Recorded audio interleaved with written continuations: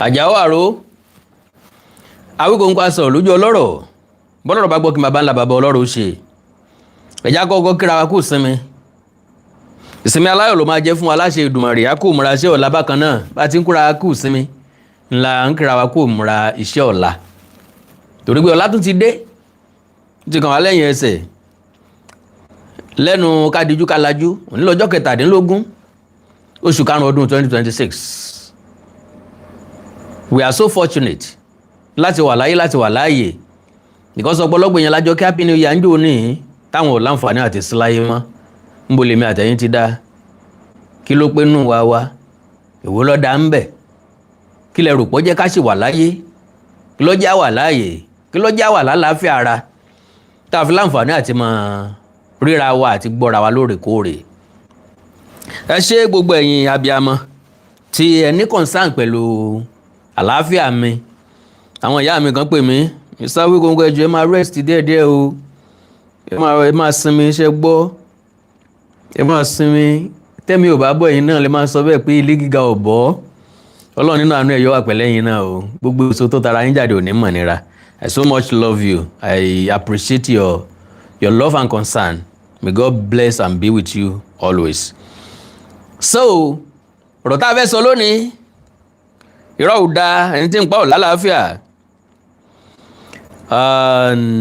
kárí ayé ni aṣọ oníṣúgà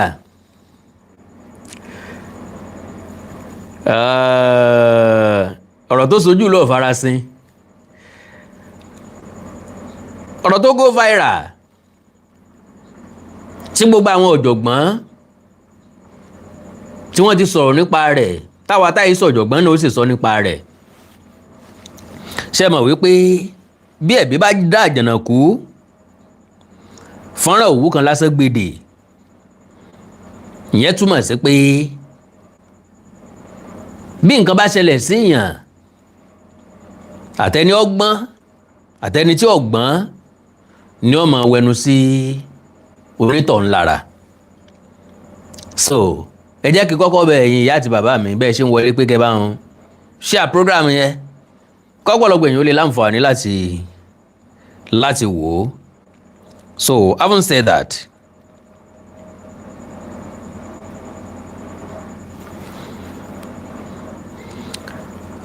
mò ń kí bẹ́ẹ̀ ṣe wọlé o pé káàbọ̀ sórí ètò tòní àlárí ọjà gbá nǹkan ó gbé nǹkan hànú èyí ọkọjá bẹ́ẹ̀ torí pé ọ̀pọ̀ ìṣẹ̀lẹ̀ bẹ́ẹ̀ ló ti ṣẹlẹ̀ rí ṣùgbọ́n nǹkan tuntun náà ni yóò mọ̀ ọjọ́ létí wa nígbà tí ò bá ti ṣẹlẹ̀ sí wa tí ò dẹ̀ ṣẹlẹ̀ sẹ́yìn tọ́kàn wá bó ti ẹ̀ ṣẹlẹ̀ sọ́yìn tọ́kàn wá tó bá ti ṣẹlẹ̀ sẹ́lòmíì dandan ni ká sọ̀rọ̀ nípa rẹ̀.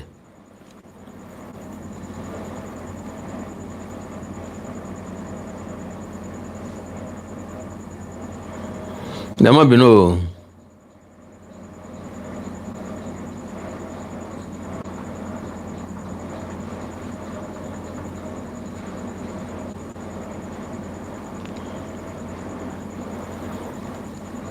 So now kí ni tó ṣẹlẹ̀ Frank Edoho atọ́kùn ètò Who Wants to be a Millionaire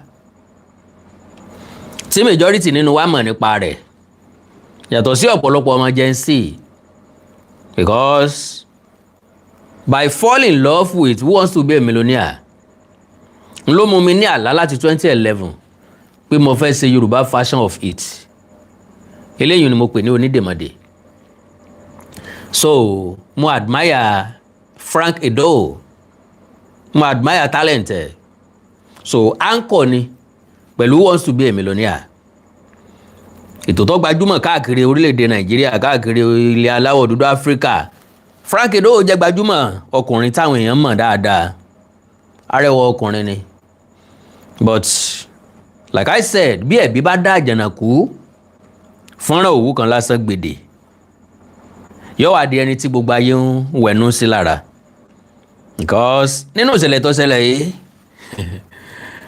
ìyàwó ẹ̀ foríṣiríṣi ẹ̀sùn kan ọlọ́kọ̀ ń sílẹ̀ ó pa òun tì nínú ilé kọ̀ bá òun lájọṣepọ̀ torí ẹ̀ ló jẹ́ kó ń gbóúnjẹ alẹ́ rẹ̀ fún Chike ọ̀gbẹ́ni olórin tàkásùfè nì.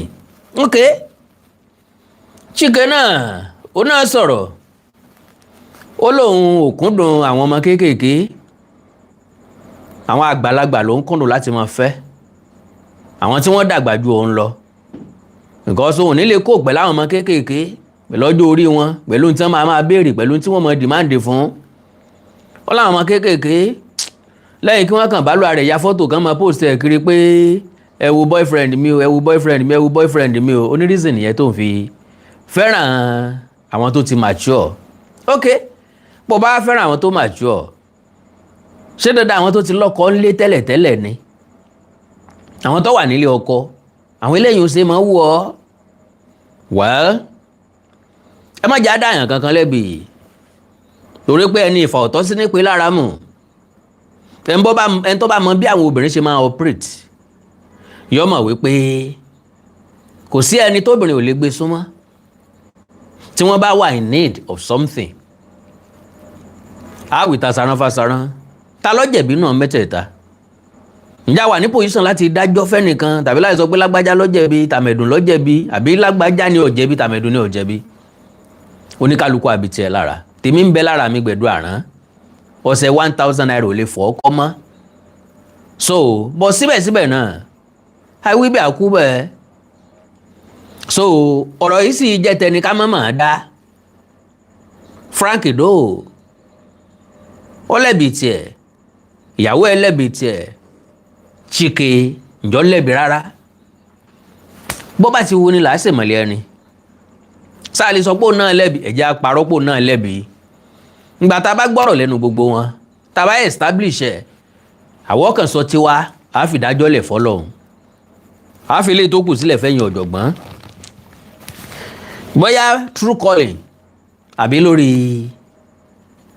comment section mo ọ̀gbẹ́ ẹ̀yin àgbà ẹ̀yin ọ̀jọ̀gbọ́n ẹ bá wa dá sí i alright ẹ má jà lu àmì fàágùn Frank Edo àtìyàwó ẹ̀ wọ́n láwọn ti fẹ́ra wọn ti pẹ́ díẹ̀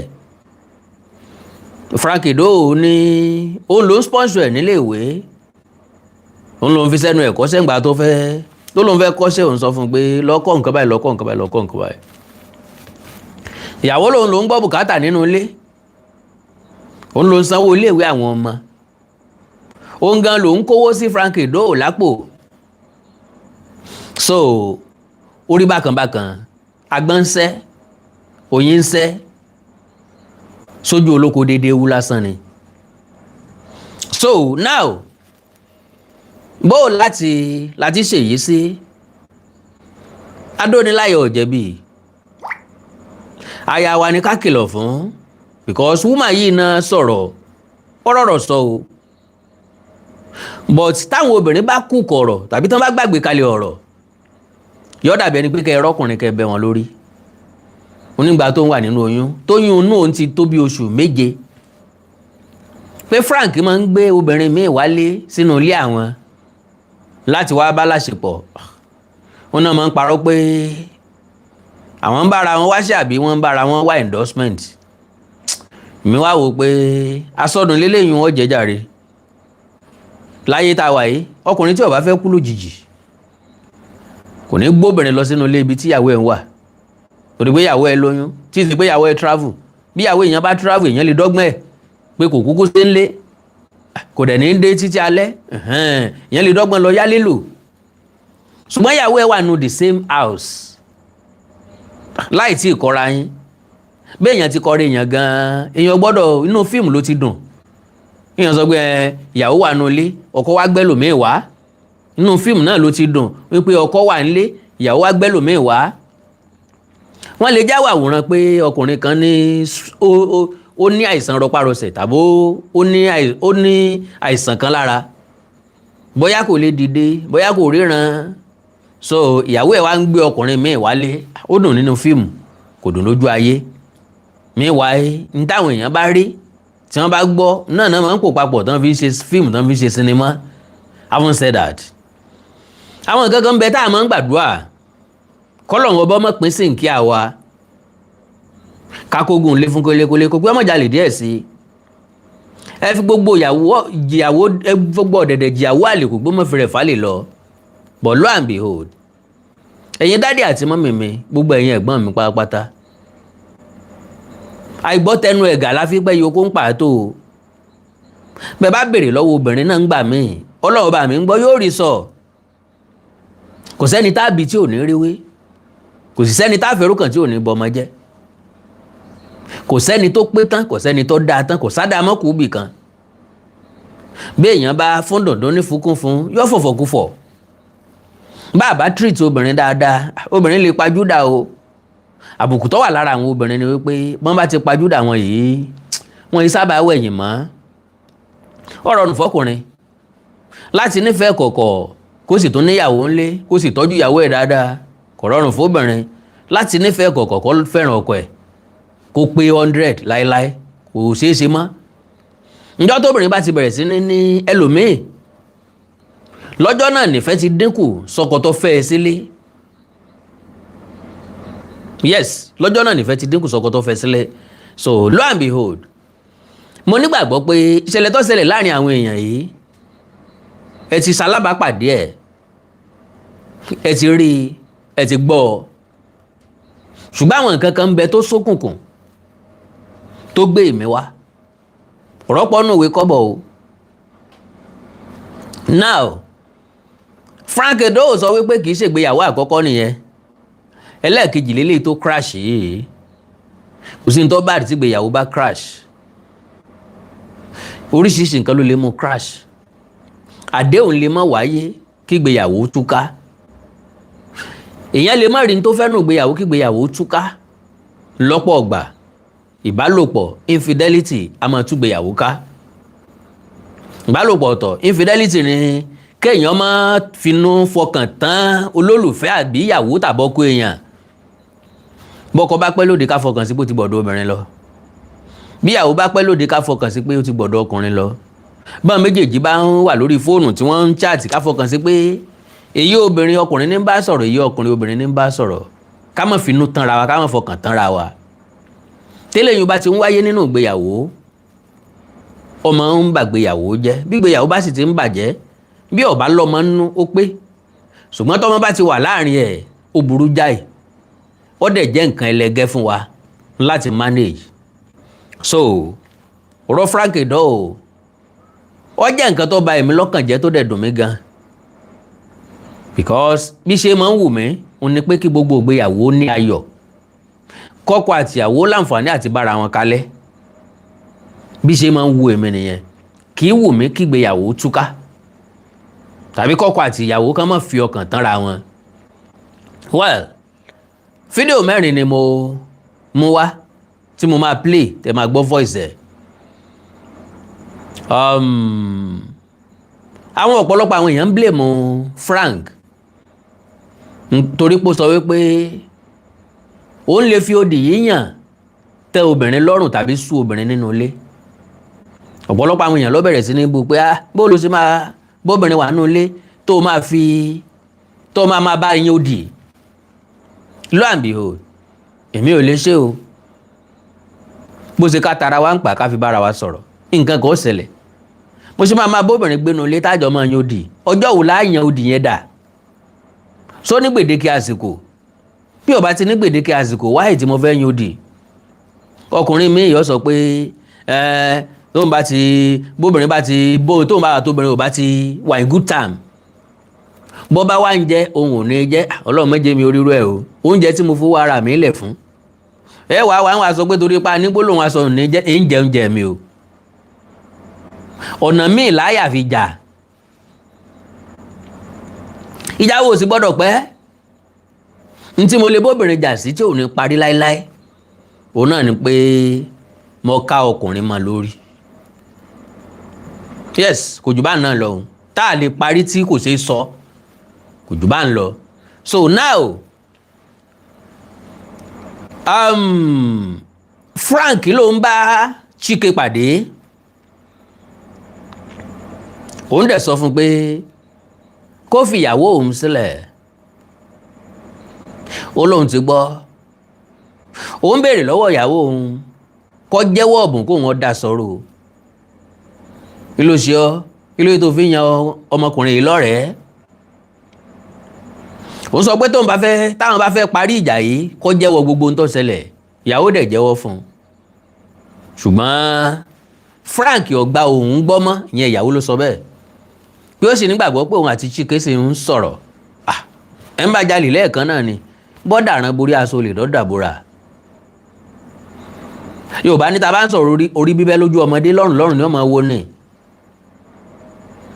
so bí èèyàn bá gbébọn dání wájú ẹni àyẹ ní máa já ni pé ó lè ṣe kó yìn àti pàápàá ìgbọ̀nsẹ̀ kínkínní etí àwò gbẹ̀gìrì ẹjá nu kò ká máa jẹun lọ bójú bá fò ọkàn ò ní kó ń bẹ̀ dó àwọn ọkùnrin ya ìkà láwọn ìgbà kan ọ̀nà wo láti yàkà ń tá a lè gbà àmọ́ fi lọ ọ̀yàn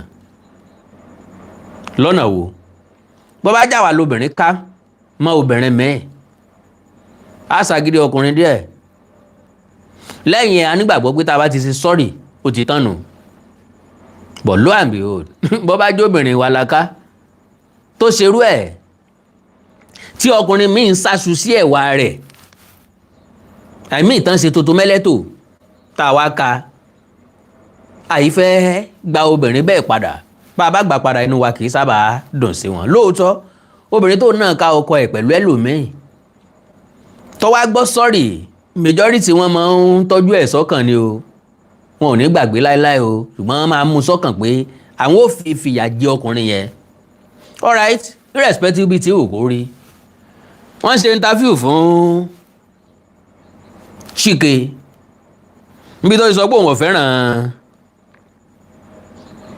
Most women cannot handle it. I'm telling you for a fact. Yeah. The times you start finding a woman that can handle it, they're slightly advanced in age. Mm-hmm. That's when you start finding. You don't expect a 23. Imagine I'm running around with some 23-year-old now. What's she going to handle? What's she going to understand?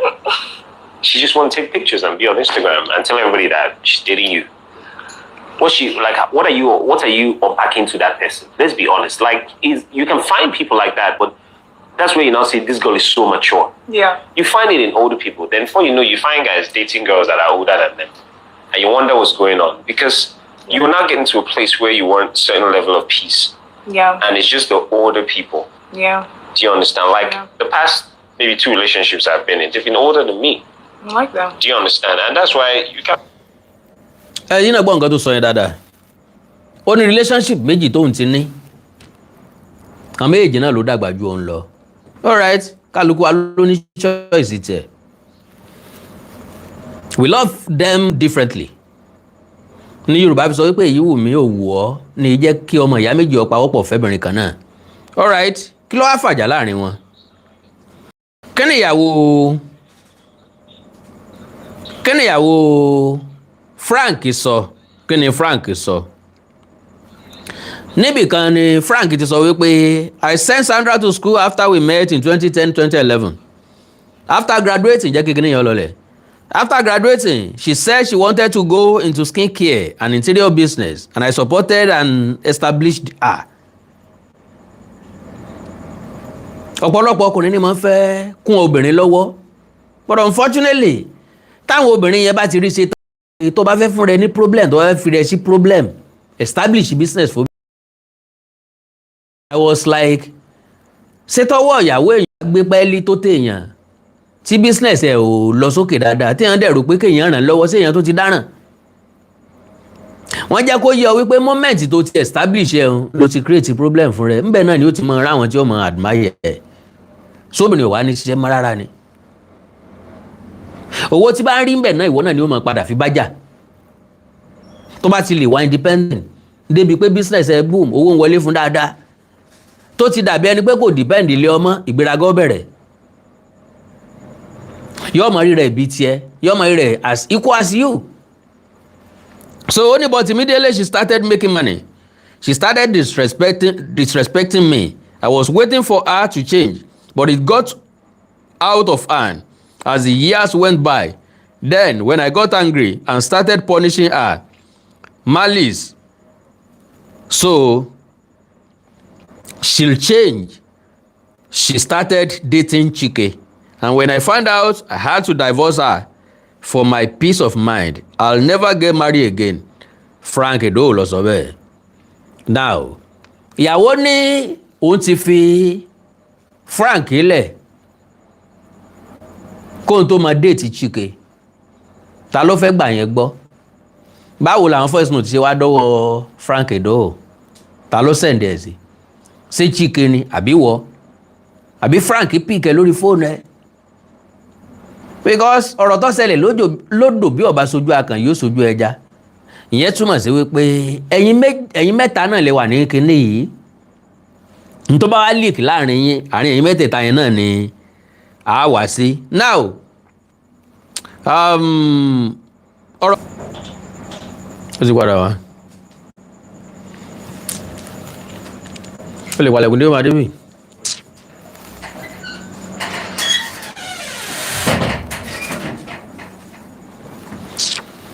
Mo tí èèyàn rà lọ́wọ́ nẹ́tíwọ̀kì báyìí tó kàn ṣe rá dáadáa.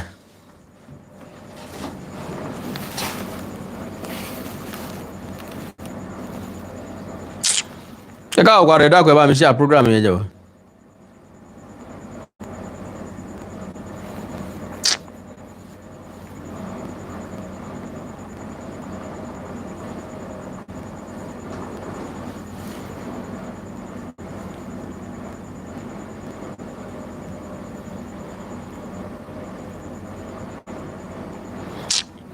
Ẹ má bínú ẹ bá mi share program yẹn.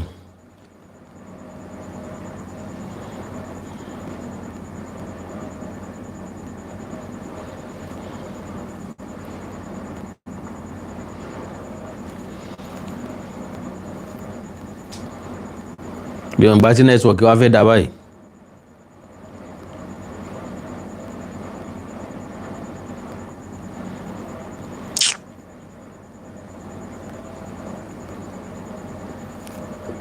Ẹ káwọ̀ padà.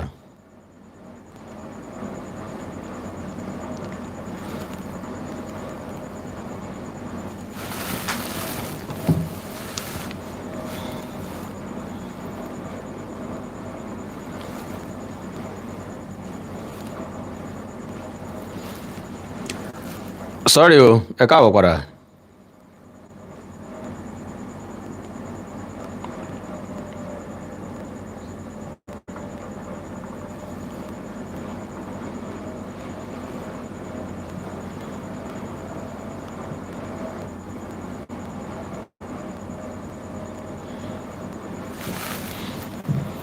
Ẹ káwọ̀ padà. Pápá àpádẹ̀ ló wù mí kí n ṣe o. Nẹ́tíwọ̀kì ò sí ní ń dálú ààrẹ padà o.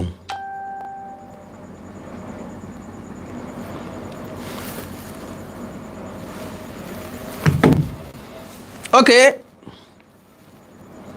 So, what challenge Frank for infidelity, emotional abuse and financial irresponsibility? Gẹ́gẹ́ bí nǹkan tí mo sọ lẹ́ẹ̀kan pé ó ní ọkọ òun àbí ọkọ ẹ̀ tẹ́lẹ̀ rí, ọkọ ẹ̀ lánàá, ọkọ ẹ̀ ń jò ní pé kì í take responsibility lórí àwọn ọmọ. And ó máa ń náwó anyhow. Ọ̀pọ̀lọpọ̀ ìgbà ló máa jáde owó táwọn jọ ní tàbówó òun ó máa dédé lọ fi lodge hotel for days. Àwọn expensive hotel dẹ̀ ló máa sí. Ó dẹ̀ ní kò sí nǹkan tí èèyàn máa ń ṣe fún èèyàn tóun ò ṣe fún. To the extent pé nǹkan ló ń bá mú mọ̀mẹ́ ẹ̀ lọ sí Amẹ́ríkà. Gbà tí mọ̀mẹ́ ẹ̀ dá Amẹ́ríkà ọ̀dọ̀ àwọn pẹ́rẹ́ǹtì òun ni wọ́n ń gbé. Ok, ẹ já gbọ́rọ̀. Talking on her Instagram stories, Sandra shared a series of strongly worded posts detailing her experience in the marriage and alleging that Edoho cheated on her while she was pregnant. Obìnrin gbàgbé irú nǹkan bẹ́ẹ̀ yẹn o. She said, and I quote, "Choosing to remain silent may give me signals to the narrative that a sadist and narcissist peddles, making everyone believe he is a victim." Because gbogbo ọ̀rọ̀ tó ṣẹlẹ̀ yìí nìsín, Frank ń jẹ́ kó yé wa wípé àwọn ti fira wọn lẹ̀ 2 years ago. But ọ̀rọ̀ ẹ̀sẹ̀ leak láàrin wọn ni. Tàwa ló leak ẹ̀. ṣé Frank ni? Ó dàbí ẹni pé Frank ni. All right. Choosing to marry a man, raising our beautiful kids, single-handedly, building and growing a successful design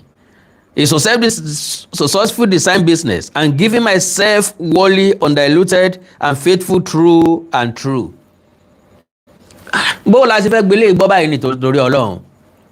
Ọkọ lòun ló ń chù sí n tó fẹ́ study fún.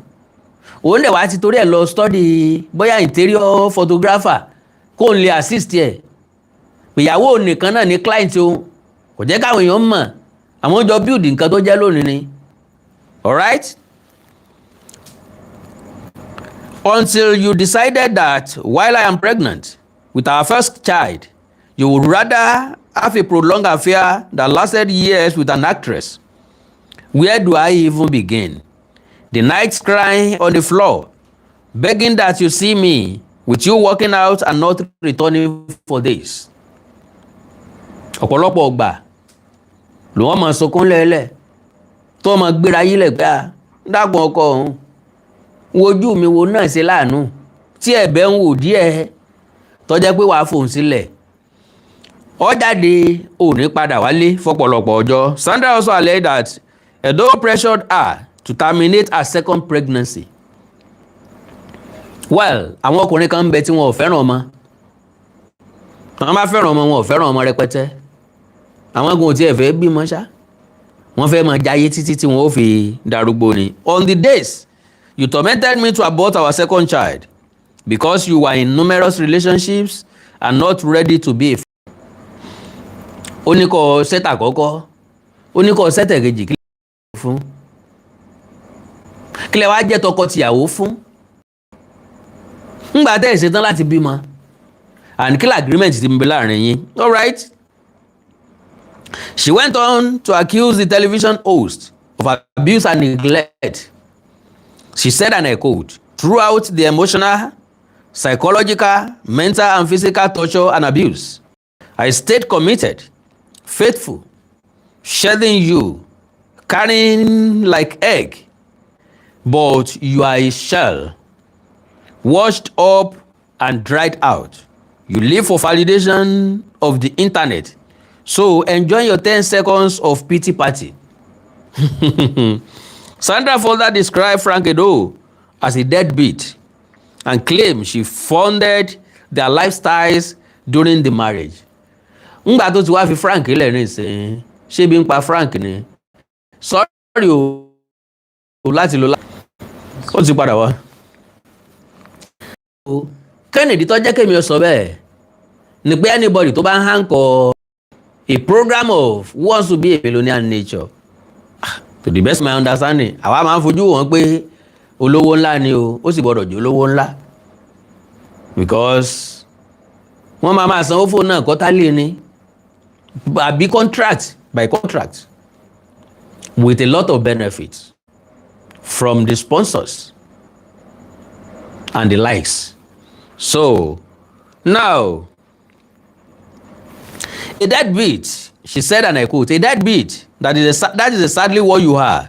I single-handedly sponsor your lavish lifestyle.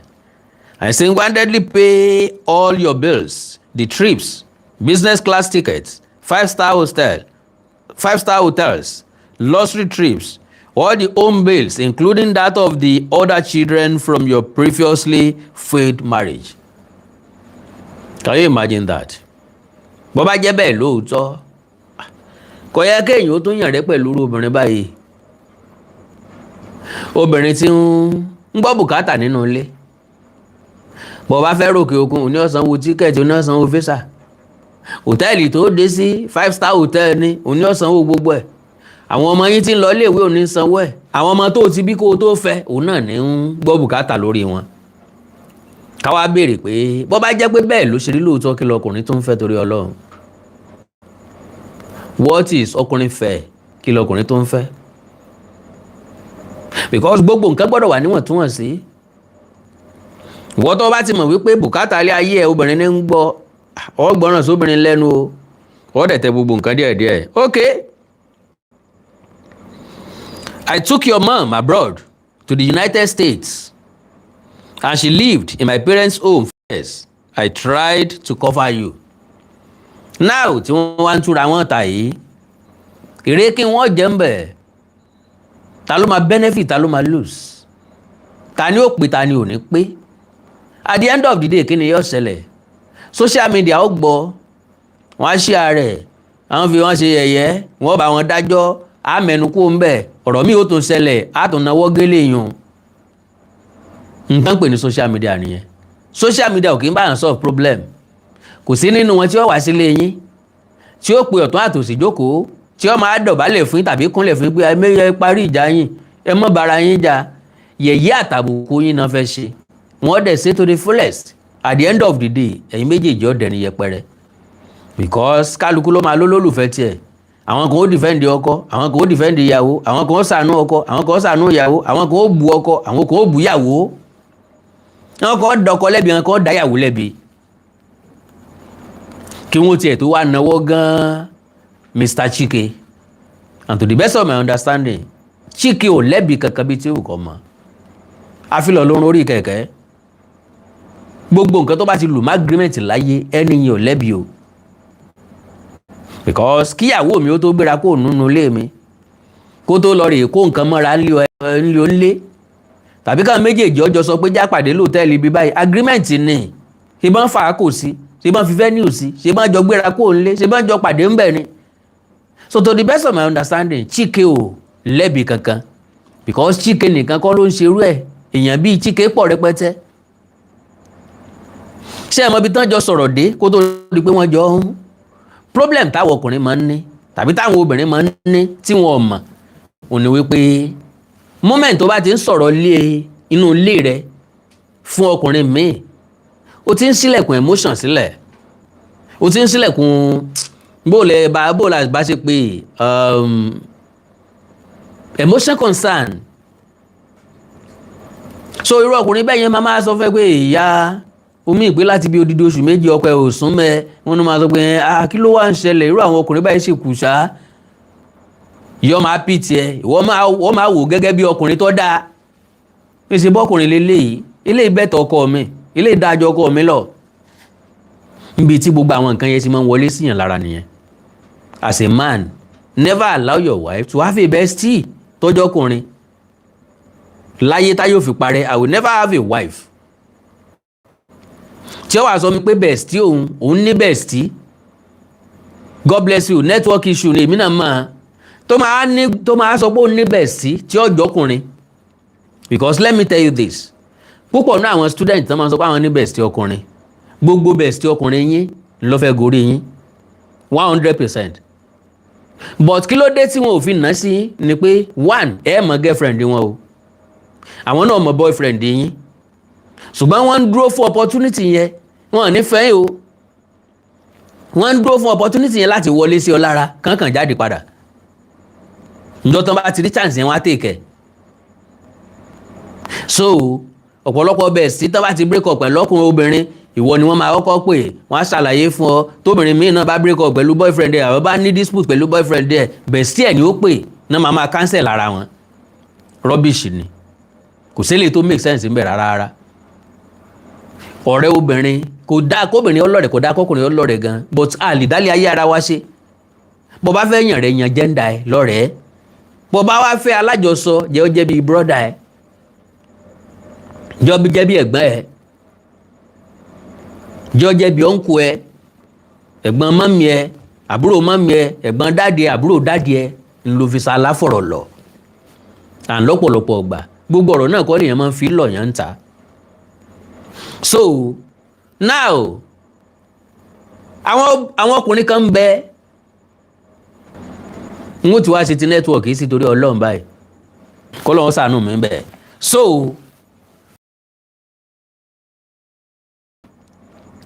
ó ní I try to cover you, I have no emotional relationship with Frank. Okay.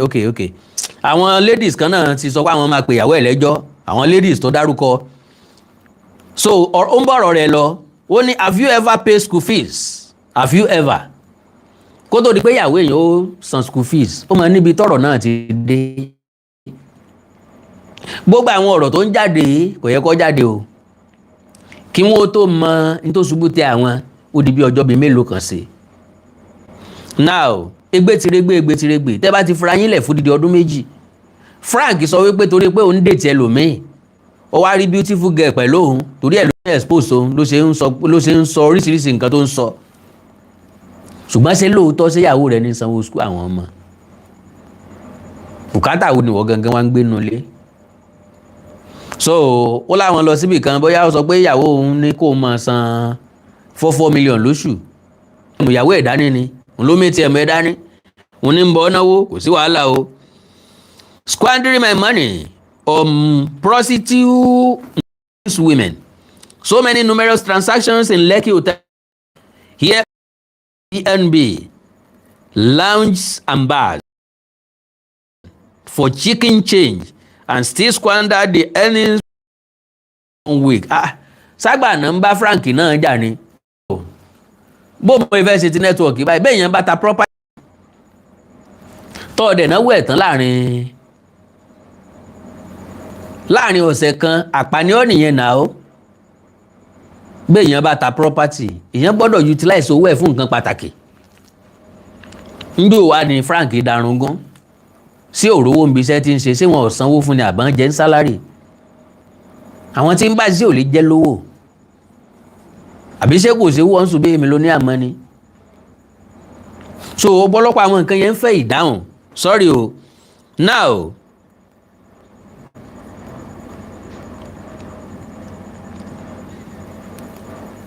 within 1 week, on different girls, documented evidence day, Chike. Okay, the allegation came shortly after Edoho, former host of Who Wants to Be, okay, kò tí ẹ̀ ṣe mọ́, former Who Wants to Be a Millionaire, former host of Who Wants to Be a Millionaire, disclosed that he and Sandra had been privately separated for nearly 2 years. Okay, ìsìn ni ìyàwó ẹ̀ ṣe wá ń béèrè divorce letter and were in the process of divorcing. So wọ́n ti gbéra wọn lọ ilé ẹjọ́ báyìí.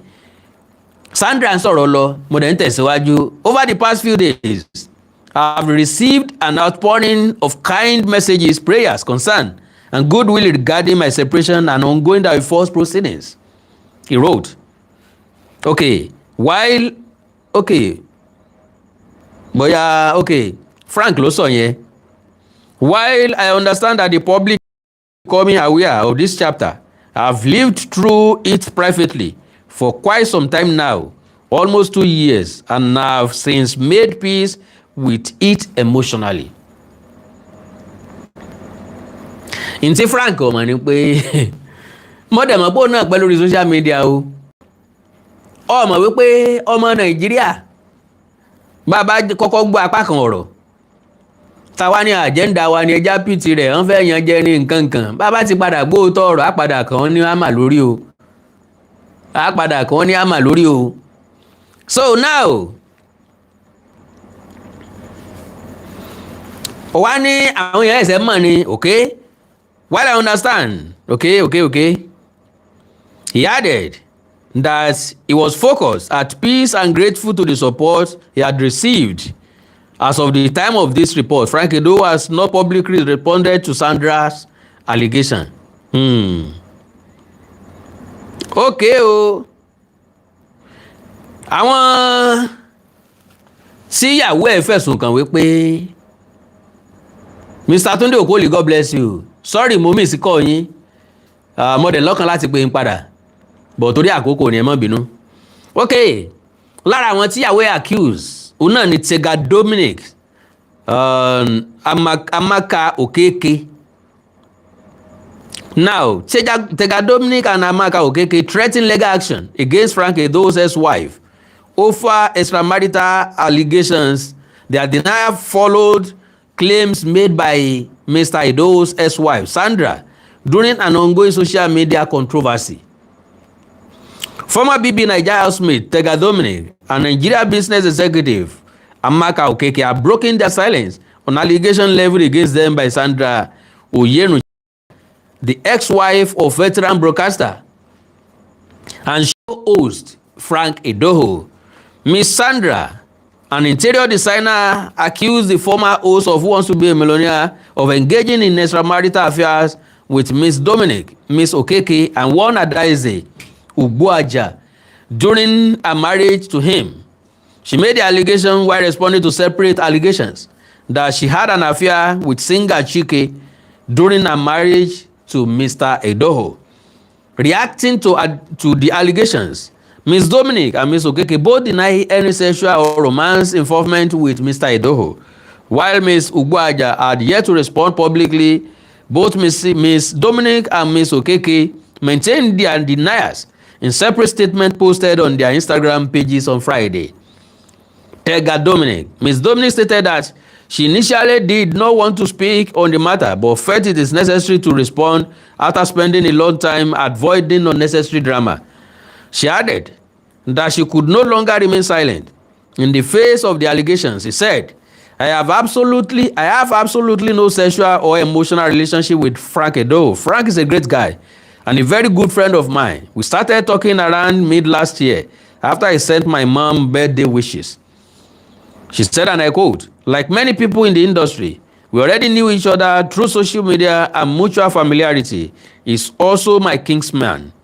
There was never anything inappropriate between us. Legal action. The reality TV star stated that she had worked too hard to build a brand and identity to allow false accusations to tarnish her name. She said she owed the clarification to her family, friends, supporters, and the reputable brands she had worked with to protect her reputation, while challenging Ms. Sandra to provide evidence. She confirmed that her legal team would take up the matter. She said, and I quote, I believe it is important for evidence to be provided because I will not let this slide. My name cannot be dragged carelessly into false narratives. This has honestly been very upsetting for me, but moving forward, my lawyers will handle the matter appropriately. There will be consequences. This will be the only time I address this matter, Tega said. So, okay.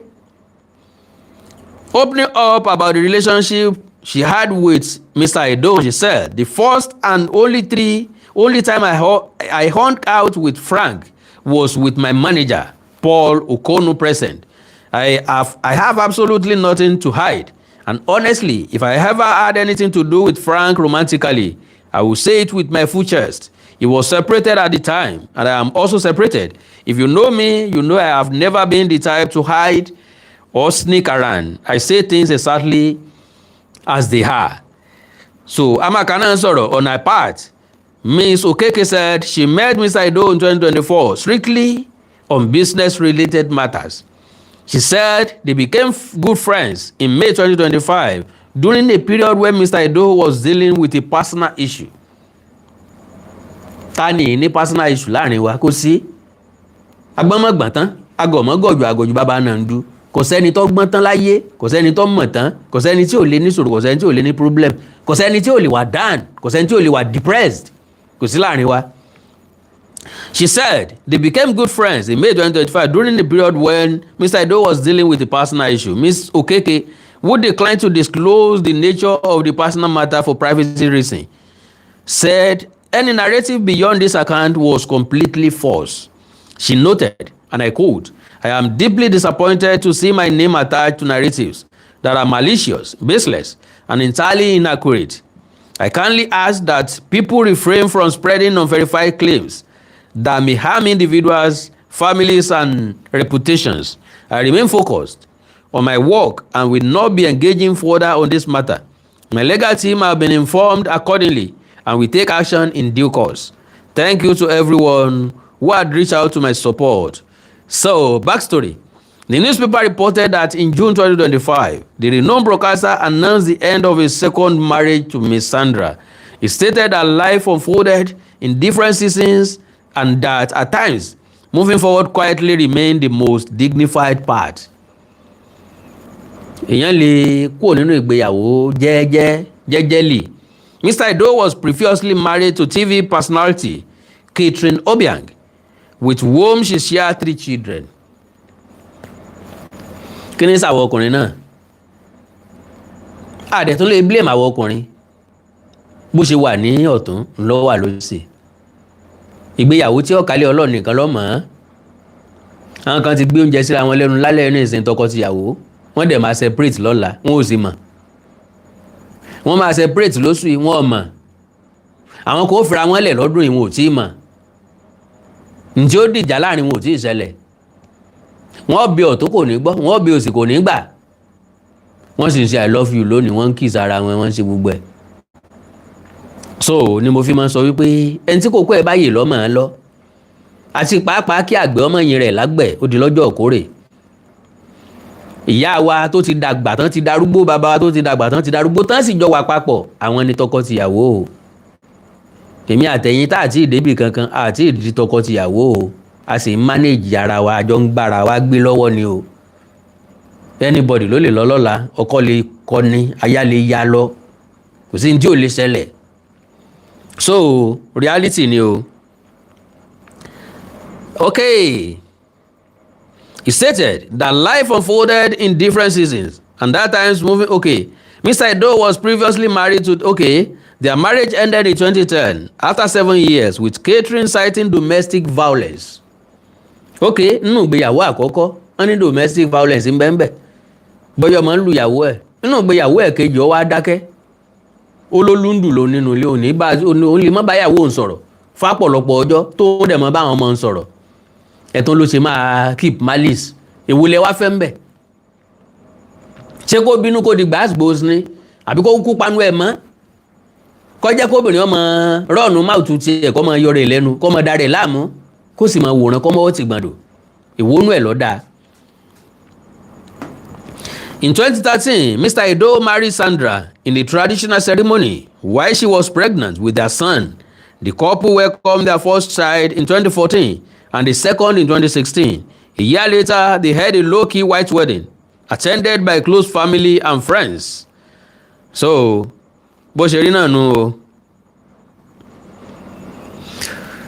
Oh, all right.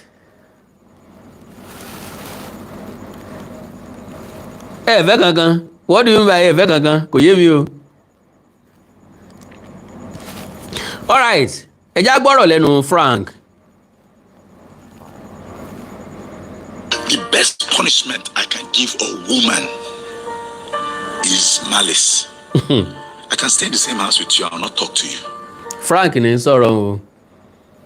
Ó ní ìyá tó lè fi jobìnrin láyé tóun ni pé kò wọ́n dákẹ́. Kó wọ́n kàn máa wòran. Nẹ́tíwọ̀kì ọ̀dà lónìí rárá. Ó dẹ̀ affect program mi ṣá. If you cross the line, my wife knows now. I am the king of malice. I am the king of malice. Orogún rere jẹ́. Not talk to you. I will be whistling with my children. Oh, I love you. I'll be doing all those things. I say, okay, daddy's going out. What do you want me to buy for you? I'll go out, come back late. That is the beating. That suffices physical ones. Why you go and beat a woman, then what? I don't do that. So anybody that says from any corner, crack, or crevice that brings out the proposition that I beat women, so the person is a big fool because I support women. Let me. Okay, now lọ́dọ̀ tèmi tẹ́ bá bi mí léèrè màá sọ wípé mo like dialogue tí nǹkan bá ṣẹlẹ̀ láàrin àtọkùnrin àtobìnrin obìnrin lè pe ọkọ ẹ̀ jókòó ọkùnrin lè pe ìyàwó ẹ̀ ṣàkíyèsí kí ni ìdí tí mo fi máa ń prefer dialogue ò ní wípé ṣé tẹ́ bá jà báyìí ṣé ẹ̀ ní parí ẹ̀ mọ́ kí lọ́jọ́ orí yín nígbà tí ẹ jà bóò ní ìgbésí ayé yín ṣe rí bóò ní ìgbésí ayé àwọn ọmọ ṣe máa rí ṣé ẹ̀ ní parí ẹ̀ láéláé báwo lẹ́ ṣe máa jọ gbé nínú ilé tẹ́ ẹ̀ bá parí ìjà ìjọ́ ò lè fẹ́ jà míì ńgbà tó jẹ́ pé a sì kéré a lè kọ́ra wa a lè fira wa lẹ̀ Facebook náà ti yarí báyìí o a lè fira wa lẹ̀ so how do we manage ourselves? Torí àwọn ọ̀jọ̀gbọ́n ní marriage is managed. We manage character, we manage behavior, we manage resources, we manage money, we manage experience, we manage everything.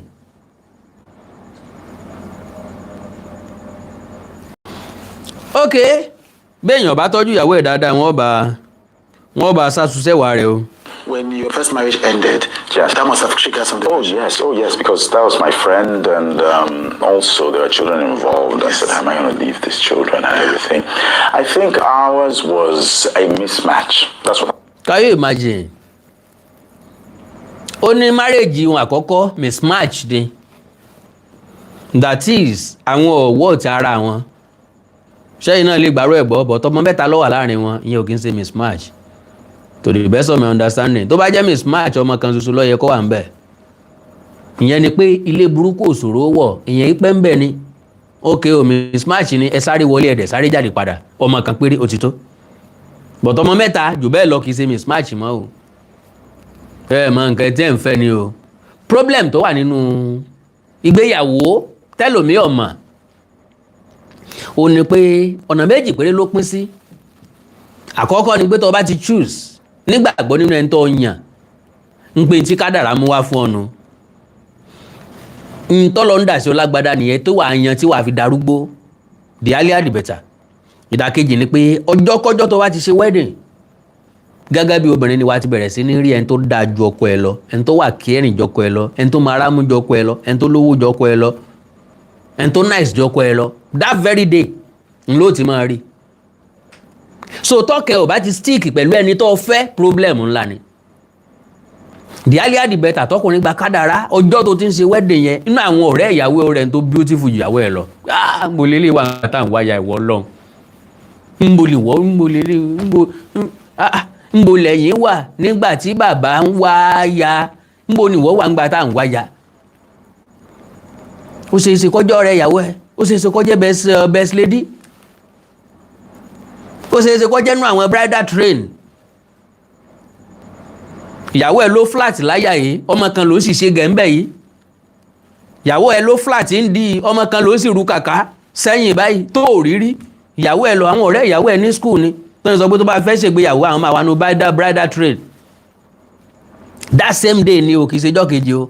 Ló ti bẹ̀rẹ̀ sí ní ìdí ẹni tó fine jọkọ ẹ lọ, ẹni tó fine ju ìyàwó ẹ lọ, ẹni tó handsome jọkọ ẹ lọ, ẹni tó náwó ju ọkọ ẹ lọ. The earlier the better. You just gbà fọ́lọ́run wípé tó tọ̀dọ̀ tèmi lèmi ti pick yìí. Kọ́ dẹ̀ ní sùúrù pẹ̀lú ẹ̀. The word of cheating. Mo ti sọ́rí pé mi ò gbà wípé àwọn ọkùnrin máa ń cheat. Because we were molded, we were created polygamously. Àwọn ọkùnrin lè láyà mẹ́fà kò burú. Ọkùnrin kan ṣoṣo lolúwa mi yàn fóbìnrin. Bó ṣe wà látayé báyé nù, Bíbélì sọ, Kùránì sọ. Màá tó ti wáyé ńgbà náà wọ́n fẹ́yàwó kan. Wọ́n ń fẹ́ rẹpẹtẹ. Ṣùgbọ́n àwọn obìnrin ìsìn wá yarí pé irọ́ o, àwọn ò gborogún lẹ́yìn o. Ọkọ kan, ìyàwó kan. Àwọn Pentecostal churches, àwọn náà ń preach ọkọ kan, ìyàwó kan, ẹni tó ní aya rere, orí ojú rere Ọlọ́run. Wọ́n wà nínú ẹ̀ tó bá yé jẹ́ sìn. Tí wọn ò jẹ́ káwọn tó fẹ́ fẹ́yàwó méjì mẹ́ta jù bẹ́ẹ̀ lọ kí wọ́n fẹ́ kí wọ́n mójú kúrò níta. Àǹfààní tí ìyàwó kan mọ́ wọn lọ́rùn, wọ́n wá ní side chick mẹ́ta ń ta. Ó ti di ìyàwó mẹ́rin. Torí side chick tí ń bẹ́ ń ta, wọ́n mọ̀ ná pọ́nrán fún. That is, wọ́n mọ̀ ṣàṣùṣẹ́wà rẹ̀. Àkọ́kọ́ nu, ẹlẹ́ẹ̀kejì wọ́n mọ̀ náwó fún asùnkàkà ìgbọ̀fẹ́. Bí èèyàn gbòòyà rẹ̀ mọ́lẹ̀ yọ ra rọ́ọ̀bù. Gbogbo eléyìí ó certain. So, bàbá wa sọ eléyìí òun lọ ẹja tó sọ padà. Agreement ni. Obìnrin sọ fún ọ pé òun nìkan ló fẹ́fẹ́ torí ẹ̀ lẹ́sìn ṣe wedding, torí ẹ̀ lẹ́sìn lọ registry. Ó gba kádàrá ní tó wù ọ náà ìwọ náà ṣe. Kí ló tó ń wá ń ta? Vitale fáwọn tó wá ń ta. So now láti sọ pé mismatch ni marriage wọn àkọ́kọ́, I don't agree with that. That's why I chalk it up to, mismatch. I was young and, I was young. Kò sẹ́ńtì young ń tà kọ́kọ́. Gbogbo àná la máa ń young ń tà kọ́kọ́. Sáwa náà mọ́mọ́ yín manage obìnrin náà dáadáa ṣá.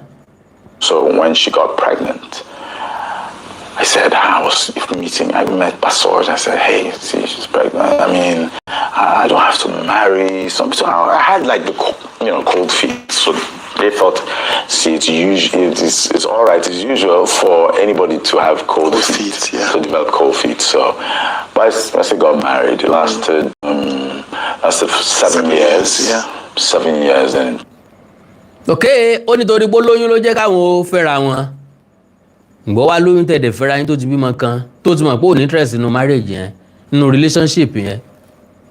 Wàá ti ṣílẹ̀kùnlẹ̀ fún madam ọlọ́wọ́ sọ̀nà rẹ ní rere o yóò sì tèmi náà ní rere o a ní lọ́kàn láti fẹ́ra wa àbí mi ò ní lọ́kàn láti fẹ́ ọ ṣàṣà lóbìnrin tí ì ní lọ́kàn láti fẹ́ yàn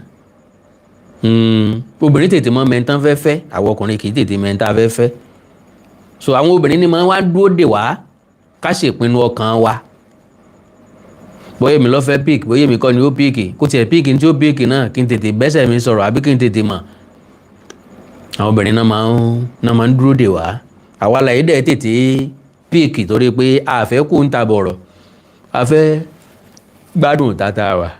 2010 I left. So Frank ló jáde kó nù gbéyàwó yẹn I left ó kàn sọ frankly bẹ́ẹ̀ yẹn náà bí orúkọ rẹ̀ I left ó dẹ̀ ti gbọ́ ọmọ mẹ́ta lára ẹnìkan and you left ó mọ̀ pé níyẹn ò pé mọ́ ni kò complete mọ́ náà ó and you left ọmọ mẹ́ta ń bu lọ́fẹ́ kó wọ̀ bọ́kùnrin fi obìnrin lẹ̀ lónìí ó tún lè gbóbìnrin míì sùn lónìí obìnrin ò lè kọ́ ọmọ mẹ́ta kó lọ́dún èèyàn kọ́kọ́ ọmọ mẹ́ta lọ sùn lọ́dún ẹlòmíì ara inú ilé ò ní jẹ́ kẹ́ni ń sùn mọ́jú níjọ́ kejì yẹ̀yẹ́ ò ti pọ̀ ọ̀rẹ́ wa ṣe lọ gba dánfó tèrò ṣe náà tó kọ́ ọmọ wá sọ́dọ̀ ẹ mo lu ẹ tèrò lọ́gbà ọ̀káre ọlọ́mọ mẹ́ta ó láyà o ọ̀rẹ́ mi ó láyà o kò sí ọṣẹ tó fẹ́ fi wẹ̀ tó fẹ́ fi mọ́ pé wọ́n kàn sùn lọ́dọ̀ mi mọ́ ẹkùn ń dúró bọ̀ ò lè ṣe wá ṣe ń bolẹ̀ káwọn ọmọ sí òkè sitting room náà wọ́n sùn sitting room àbí lẹ́yìn wá sùn yàrá ó yá ó lágbára o àbọ̀ tó lọ́kàn o ó lágbára o bọ́lọ̀ bá bá fẹ́ bọ́ ṣe kò tètè lọ́njọ́ kejì àbí kó jí kò lé àmọ́ tún wá dúrójọ́ yẹn yẹ̀yẹ́ ò ní jẹ́ kó sinmi so kọ́lọ́wọ́ sànù ẹ̀yin náà ẹ̀bẹ̀rù Ọlọ́run. 3 years after that I remarried. Yeah. 3 years after I remarried. All right. Ọ̀rọ̀ tó wá lágbára pọ̀ ló lu jáde láàrin Chike àti Sandra. Nínú gbólóhùn ọ̀rọ̀ tí mo fẹ́ play ilẹ̀ tí máa mọ̀ wípé when a woman is done with you, she's done.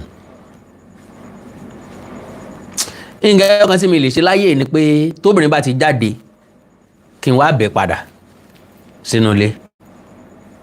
Because ọkàn tó fi jáde yẹn gangan ni ọkàn rẹ̀.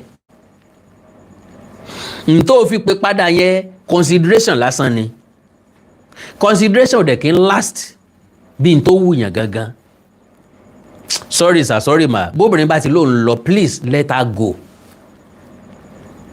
Kódà kó bímọ méje fún yàn.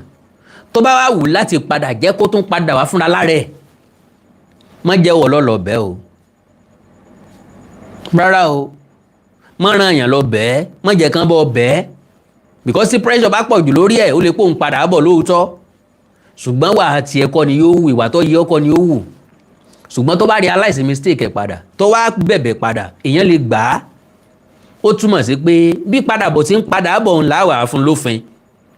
Mi ì fẹ́ báyìí, má ṣe báyìí, yóò rẹ̀ sọ pé ó máa gbọ́. The best of my own understanding bí èèyàn ṣe gbégbé ayé pẹ̀lú obìnrin nìyẹn.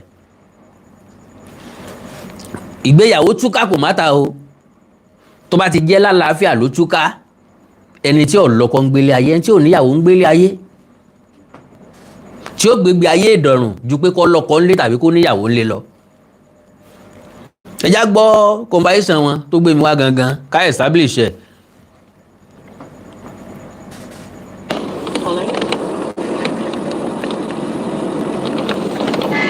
Hi, Nawa. Hi, Nawa. What's up? Chike ló ń sọ̀rọ̀ lábẹ́lẹ̀ yẹn o. Òun Sandra ló wà lókè yẹn o.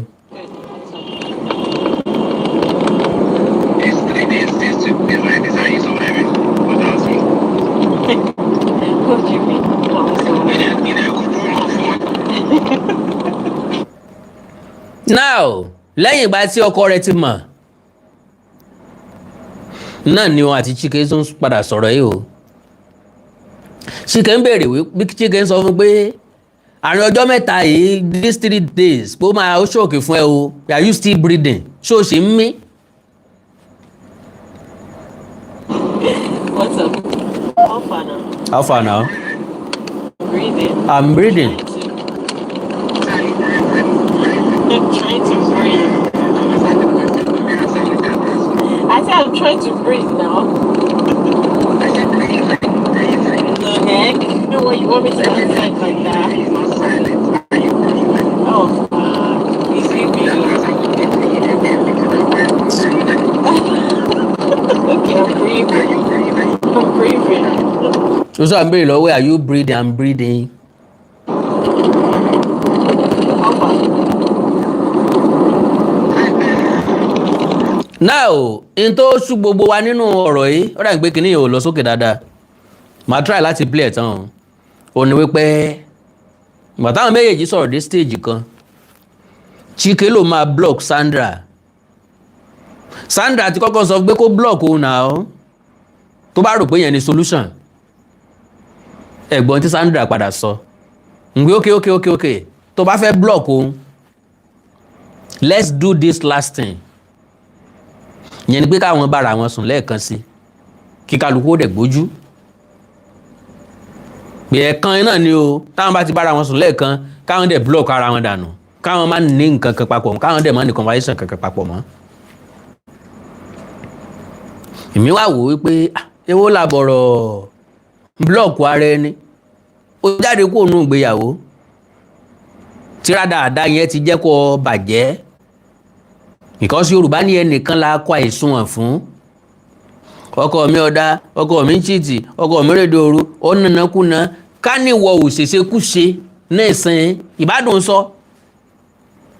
Orí ọkọ rẹ̀ làbá dá gbogbo ẹ̀bí rù. Ẹni tá a kọ́ ní kàtọ́ gbà ló padà já sí. Ó ní tinú ẹ̀ ń tẹ́lẹ̀ ni, ó ní díẹ̀ kà nínú ni. Torí pé ọkọ rẹ̀ ń yàlè, torí pé ọkọ rẹ̀ ń yàn rẹ̀, torí pé ọkọ rẹ̀ ò súnlé, torí pé ọkọ rẹ̀ cheat ẹ, ó cheat on you. Ńgbà tó wà nínú oyún, ó ti bímọ sẹ́yìn. Confront ẹ, sòfà tẹ́ bá jọ wà nínú ilé, jọ tọrọ àforíjì lọ́wọ́ ẹ, kí ló dé tó fi ṣe? Tèmi ò gbàgbọ́. Pé ìyàwó èèyàn máa wà nínú oyún, èèyàn ó gbé obìnrin míì wálé wá bá, láìsí inú fíìmù, láìsí pé èèyàn fẹ́ lé ìyàwó ẹ̀ lọ. Mi mọ̀ báwọn ọkùnrin kan ṣe ní liver tó bẹ́ẹ̀ o, èmi ò lè ever rìn ní bèbè ẹ̀ rárá. Ẹni ọkùnrin tí bá rìn ní bèbè ẹ̀, irú ọkùnrin bẹ́ẹ̀ fi kú run mú ni. Ìyàwó ẹ̀ wà nínú oyún, nínú ilé tẹ́jọ́ ń gbé, wàá gbóbìnrin mi wá sẹ́ máa fọwọ́ kọ́ra yín lọ́rùn ní àbọ̀ fọwọ́ gbé ń dì, àbò tì síwájú àbò yọmọ bọ̀ lẹ́yìn ẹ̀. Ó tiẹ̀ máìdí bóbìnrin yẹn bá lọ kitchen tó gbómi kaná, tó wá fi wẹ̀yìn méjèèjì tó bo tòrótòró, ó bo tòrótòró, yóò bo tójú tòrótòró ni. Mind bó bá sáré jáde tó lọ gẹ́ẹ̀tì omi bátìrì tó fi wẹ̀yìn látòrí dẹ́sẹ̀. Wickedness of highest order náà ń perú ẹ̀. Èèyàn gbọ́dọ̀ provoke èèyàn tó bẹ́ẹ̀ yẹn náà for what? Bó bá jẹ́ pé lóòótọ́ ló ṣẹlẹ̀ o, Frank ṣe ó kù díẹ̀ káàtó o, èmi ò gbàgbọ́ pọ̀ ṣẹlẹ̀ bẹ́ẹ̀, mi ì lè gbàgbọ́ dọ̀la. Ó possible nínú fíìmù, kò possible lójú ayé. Obìnrin tí ó fa orógùn yọ tẹ́ ẹ̀ gbọ́dọ̀ fọwọ́ kan pẹ̀lú oyún tó ní, oyún oṣù 7 tí ó ti balẹ̀ dẹ́dẹ́dẹ́. Bí ṣe ń kan olórógùn lórí náà mọ̀ kán obìnrin tó mú wá lórógùn lórí. Ẹ̀ẹ́dẹ̀ gbọ́dọ̀ ná, àti tẹ́ bá fẹ́ pé lẹ́wọ̀n bí ọ̀bọ lóko. So ẹja gbìyànjú gbọ́n tán.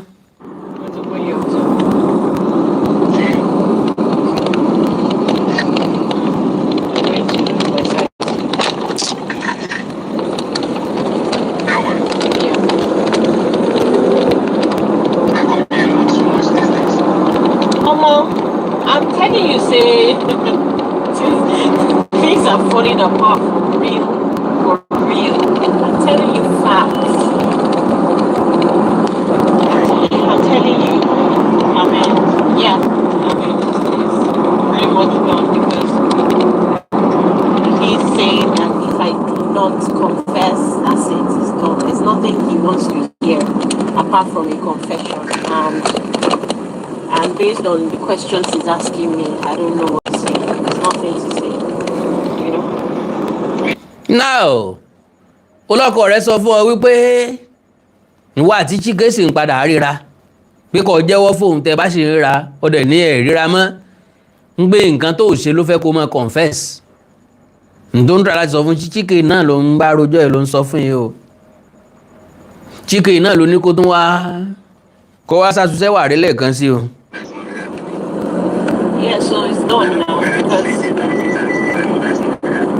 that's not happening. So that's it, pretty much. He doesn't want to hear any other thing because he says every other thing is a lie.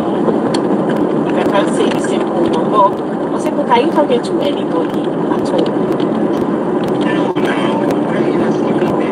The reason why I'm asking this is he keeps saying they are saying, and he keeps saying that he's saying. Okay, can I ask you something? Let's ask you, can you hear me? I can hear you. That for wildest reasons and talking to anybody for the most stupidest reason, right? Why would I tell them that kind of thing? So what he's saying.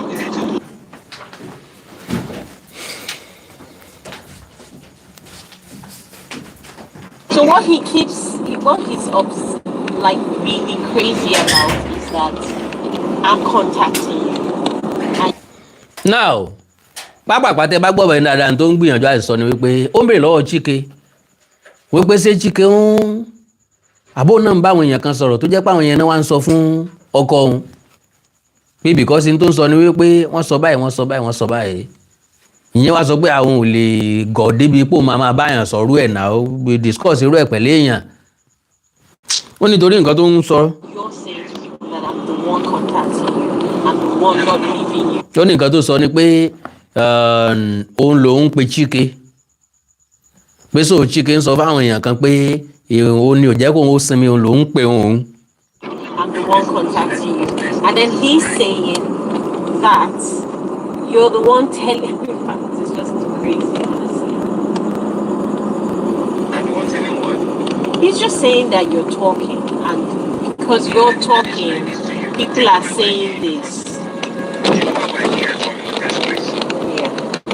Apart from, of course, me talking, we being in contact whatsoever with each other, right?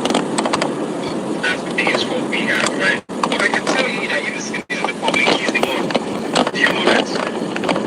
I know, because I mean. Anything else? Let me ask you.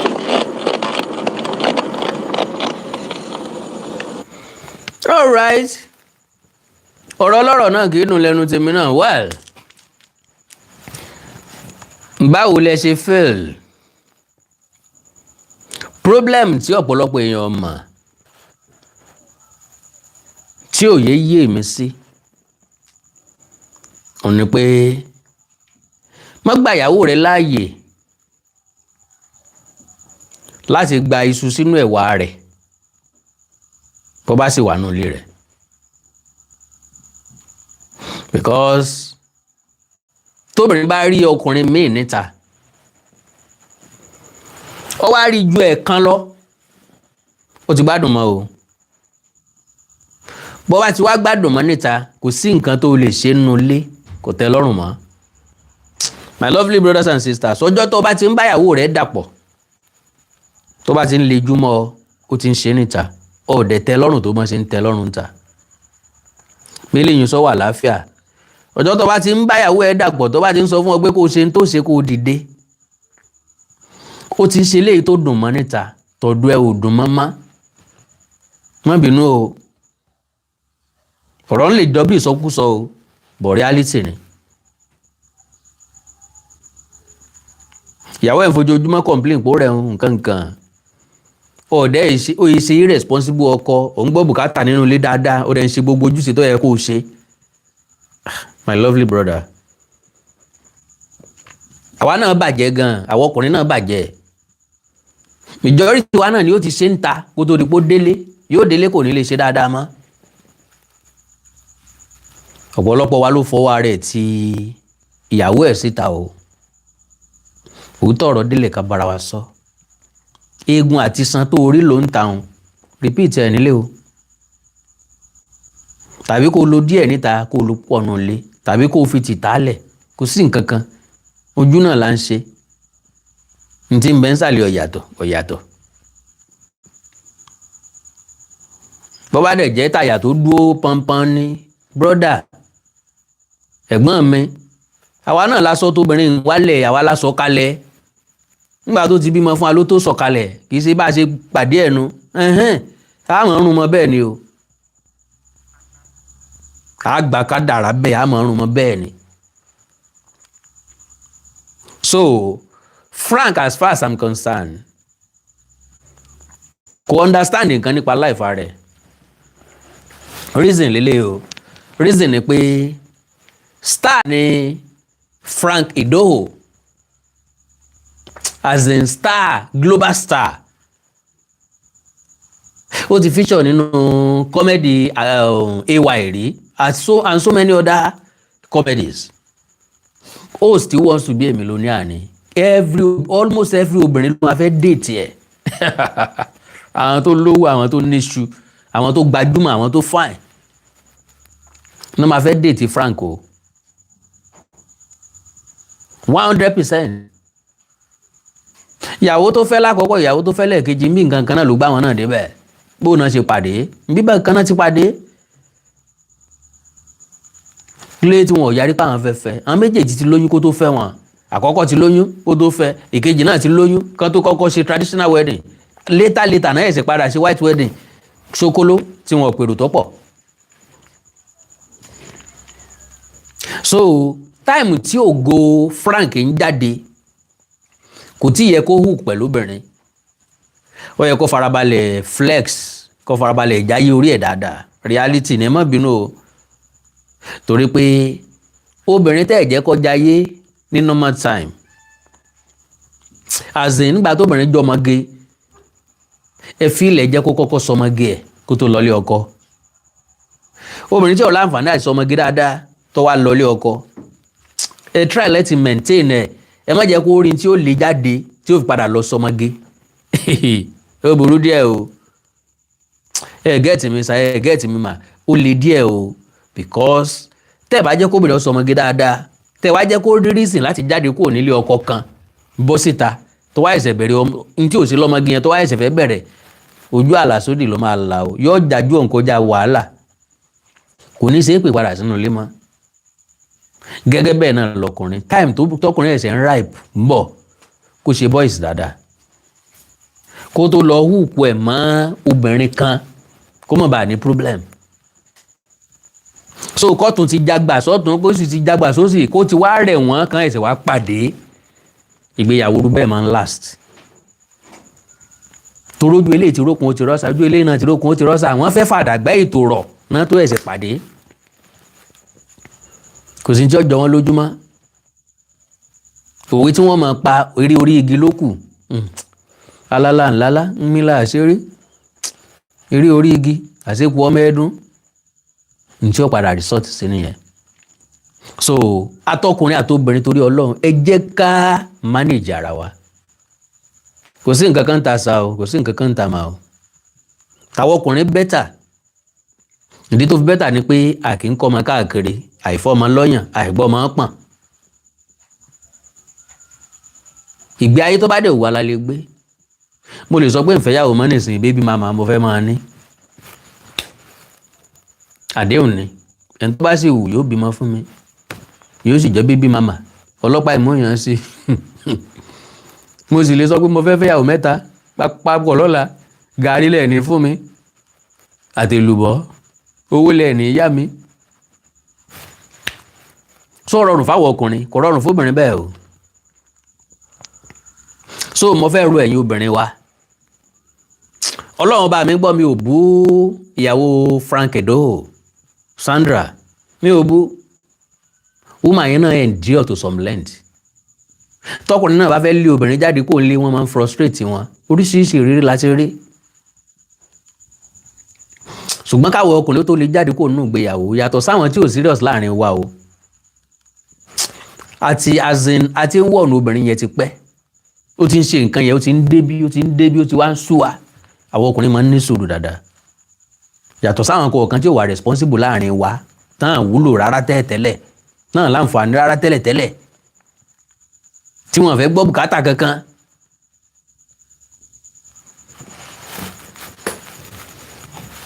àwọn èèyàn mi ń sọ ọ̀rọ̀ tó dá lórí kọ́mẹ̀ntì ń.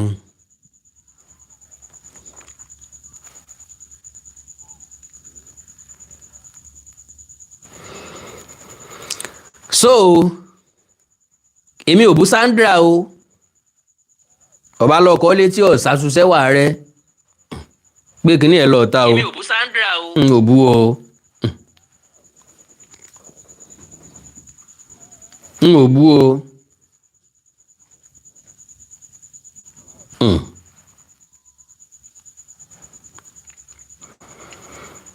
so now Frank ó ní lọ́wọ́ ó di ẹrù fúnra lára ẹ̀ nǹkan ń pè ní baálé ilé ní báwo la ṣe fẹ́ manage ilé báwo la ṣe fẹ́ manage relationship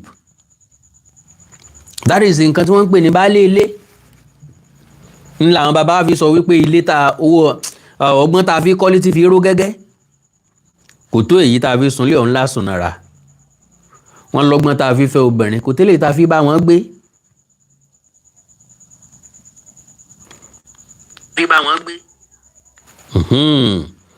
So some women and men are naturally corrupt and professional nabi. What the Hausa called karuwa. On the other hand, no woman or man can stop infidelity if it is in the nature of the person. Yes, sir. You are very, very correct. Ní mo fi pa òwe tí mo pa ń bẹ̀rẹ̀ pé ká kọ́ ogún ilé fún kólékólé kò pé ọmọ jalè díẹ̀ sí. Gbogbo nǹkan pátápátá ẹ kó fún olè yóò tún jí ma. Bá a fi gbogbo ọ̀dẹ̀dẹ̀ jìyàwó àlè pé ókè ìyàwó àìkọ́ wọn máa gbogbo ọ̀dẹ̀ rẹ̀ ò wọ́ ló ní nǹkan kan kò pé mọ̀ fẹ́rẹ̀ fà lè lọ. Inú ẹ̀jẹ̀ ló wà. Àwọn ọkùnrin kan burú débi pé kíyàwó fún wa láàárọ̀ ká béèrè láàárọ̀ kó fún wa. I mean pé ká sọ pé kó gbé ẹ̀wà rẹ̀ wá ká sáṣu sí láàárọ̀ kó fún wa ìyálẹ̀ta ó wà níbi iṣẹ́ àpè wálé ó fún wa ọ̀sán àtúnpè wálé ó fún wa ìrọ̀lẹ́ àtúnláfẹ́ ó fún wa alẹ́ngbà tó dé tó tirẹ̀ ń tún wá rojú pé jẹ́ ń dọ́kọ̀ mi lóhùn ó tún fún wa òru náà the same thing kò pé a mọ̀ ṣe ń ta tá a bá fẹ́ ṣe ń ta. Obìnrin mi náà dẹ̀ ní bó o ṣe fún náà kò pé ọmọ ṣe ń ta bí ó bá ṣe ń ta. Tóbìnrin ṣe ó yẹ kóbìnrin ó control tiwọn kennedy ò ní wípé àwọn obìnrin kan wà tó jẹ́ pé opposite things ni wọ́n fẹ́ ọ̀nà like o. Mo ti rí ọ̀rẹ́ mi kan lọ́tà ìyàwó ẹ̀ téèyàn bá fẹ́ yàwó ẹ̀ ó ń tọ́ ò ní gùn lẹ́mìí láìsí kàlàbà àwọn kàlàbà náà máa ń ròyìn bẹ́ẹ̀ ìyàwó ẹ̀ fẹ́ kọ́ ọmọ sásùsẹ́ wà lójoojúmọ́ ó wá ní bóun bá sùn lẹ́ẹ̀mejì kì í tẹ́ lọ́rùn àfi bí ẹ̀mẹ́rin ráǹdì mẹ́rin ráǹdì márùn-ún ráǹdì mẹ́fà mọ́ ni ẹ̀mí ẹ̀ bọ̀ ẹ̀mí rẹ̀ yọ̀ bọ̀ so àwọn obìnrin kan wà bẹ́ẹ̀ so láti ìgbà yẹn mo wá resolve sí pé obìnrin tó bá láìkì ìbálòpọ̀ kó fẹ́ ọkùnrin tó láìkì ìbálòpọ̀ ọkùnrin tó láìkì ìbálòpọ̀ kó fẹ́ obìnrin tó láìkì ìbálòpọ̀ ọkùnrin tó láìkì ìbálòpọ̀ tó bá fẹ́ obìnrin tí ò láìkì ìbálòpọ̀ àwọn obìnrin kan wà tán máa adjust wọ́n á adapt ó lè má láìkì ẹ̀ tẹ́lẹ̀tẹ́lẹ̀ torí pé bóyá ẹni tó ti fẹ́ rí onítọ̀hún ò láìkì ẹ̀ kò wá jẹ́ kó use mọ́ ṣùgbọ́n tó bá rẹni tó mọ̀ ọ́n ṣe dáadáa tó kúndùn ẹ̀ òun náà máa adapt mọ́ in fact míì gan tó máa fẹ́ change ju bó ṣe wà tẹ́lẹ̀tẹ́lẹ̀ lọ lẹ́wọ̀n àgbẹ̀ bẹ́ẹ̀ ni pé ó ń pretend tẹ́lẹ̀tẹ́lẹ̀ ni kò dẹ̀ rí bẹ́ẹ̀. bó bá fẹ́ complain yóò níwọ̀ náà ló tún fi bà ń jẹ́ ojú ti rókun ti rọ́ṣà kò lè rí máa jẹdun kó pòun romi experience is the best teacher 100% reality. sọ ọkùnrin tí ò bá láìkí ẹ̀ kó fẹ́ obìnrin tí ò láìkí ẹ̀ kò ní síjà obìnrin tí ò láìkẹ́ tó mọ̀ tó nígbàgbọ́ wípé ọjọ́ tá a bá fẹ́ bímọ nìkan náà níbálòpọ̀ ṣeé ṣe ìmí wàhálà níjàre kankan mọ́ gbòyàn mọ́lẹ̀ gbòyàn mókè fẹ́ ọkùnrin tí ò láìkẹ́ ẹ̀. wọ́n ti torí pa àṣọ wa nǹkan sọ pé pásítọ̀ lọ́fẹ́ o pé pásítọ̀ láìkẹ́ kì í sí láyé àtijọ́ nu o àwọn pásítọ̀ kan láìkẹ́ ju àwa tá a wà ń ta lọ o tó yẹ pé gbogbo ọmọ inú ẹgbẹ́ akọrin wọn ti fẹ́ sùn tán gbogbo ọmọ ẹgbẹ́ akọrin náà ti fẹ́ wọ́n kàn máa mọ̀wọ́ lójú nu chọ́ọ̀chì ní ìwọ́tọ̀ jẹ́yàwó ló máa pé irú ìgbéraga ò lè lè kí ní í ṣe ọmọ kéékèèké ìtàn mọ́ mi lójú wọn àti respect mi pé ìyàwó pásítọ̀ ni mí sure dáàdi yín ti sọ fún un pé ẹ̀mí rí sí nínú ilé ìgbà ibi tán ti wà lórí wọn náà ti ń sọ fún un pé ó gbé mi débẹ̀ ó tó gbé mi débẹ̀ o ìyàwó mi ò mọ̀ ju missionary style lọ kì í gbé mi débẹ̀ ń tiẹ̀ lọ́wọ́ náà mọ̀ ẹ́ lójú náà máa mọ̀ ọ́ lójú pé àṣé ẹtì ẹ̀ rárí lásán ojú yín kàn tiẹ̀ jọ ẹkùn ní ẹ̀pẹ́ ẹran jẹ àṣẹ ẹtì ẹ̀ méré ṣe wẹ́ẹ̀ lọ́lọ́ ni ó ṣàánú gbogbo wa àtọkùnrin àtobìnrin nínú ìgbéyàwó yín ò ní dàrú o lágbára Ọlọ́run mi ò kì í fẹ́ gbọ́ pé ìgbéyàwó túká kò wá sọ́gbọ́n ta fẹ́ dá sí kò sí bá ṣe ṣe ìgbéyàwó ọmọ túká naturally ó tẹ́ alọ́run kò tẹ́ alọ́run afẹ́bẹ́ ipe kọ́ mi ti pé èèyàn wí ìṣèyàn wẹ́ àlègbéyàwó túká lóṣù yìí rẹpẹtẹ yóò túká lọ́dún yìí rẹpẹtẹ àwọn kan ẹ̀sẹ̀ fẹ́ fẹ́ra ni wọ́n sì tún túká pọ́dún èyí tó parí ìpè kọ́